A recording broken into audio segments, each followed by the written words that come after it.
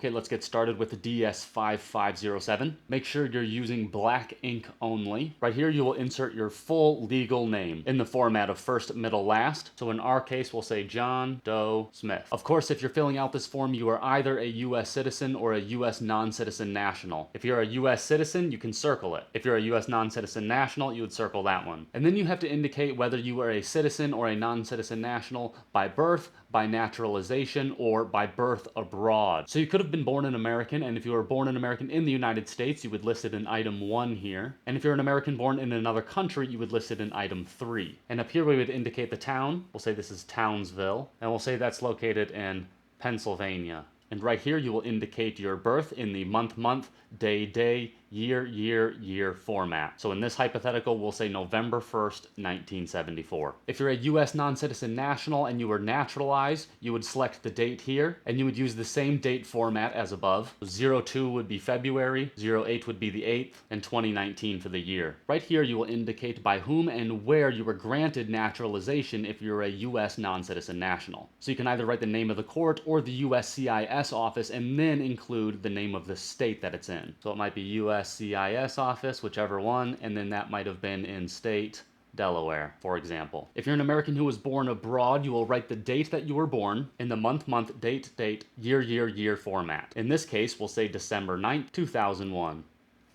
And then you just simply have to write the country in which you were born. Maybe you were born in Indonesia.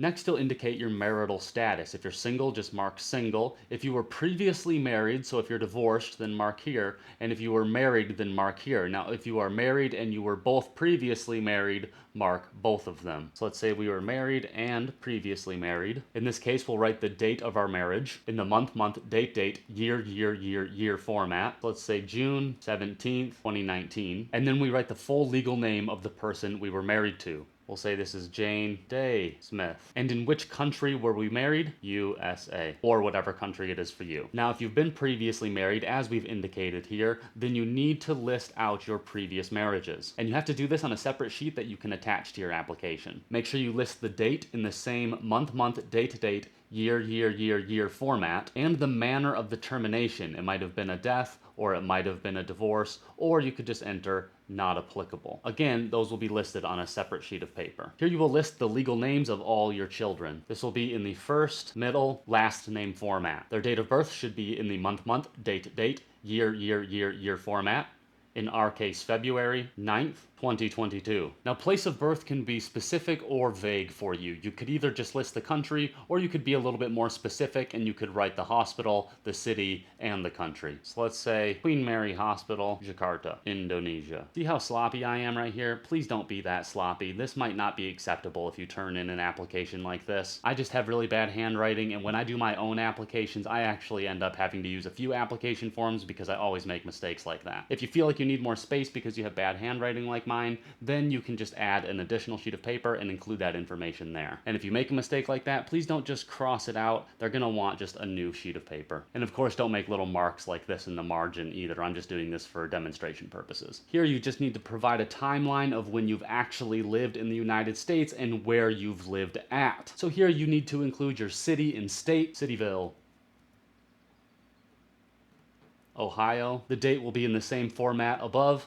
Month, date, year. Try to write small here to fit it in this box. February 4th, 2001 to January 9th, 2022. And in this column here, we'll include our purpose, and in this one, we will write this was our residence. Try to be as specific as possible here and go back in time and list as many things as you can. And if you do write residence right here, you also need to include the physical location. So if you need more space, just add an additional sheet of paper. And they may want you to provide additional evidence to support that you actually lived there. This might be like utility bills, deeds, receipts, property tax records, things like that. You can get a full list of everything that's acceptable down here. But if you can fit the address in this box, make sure you put it right here. So I might say 1, 2, 3, road, street, apartment number 6. And continue on using as many boxes as you need. And this is only for being physically present or resident in the United States. On the next page, we'll continue on to places you've been abroad. So these are the places that you've either been or have lived abroad. We're going to use the same format, except here we're going to use city and state. And here you provide your purpose. And if your purpose was employment, you also need to include the name of your employer. So maybe you lived in Hong Kong, China from April 6th, 2000 to August 24th, 2002. And let's say your purpose was employment, then you would include your employer. Let's say HBSC Bank. And if you traveled or lived anywhere else, you would include that information as well. If you need more space,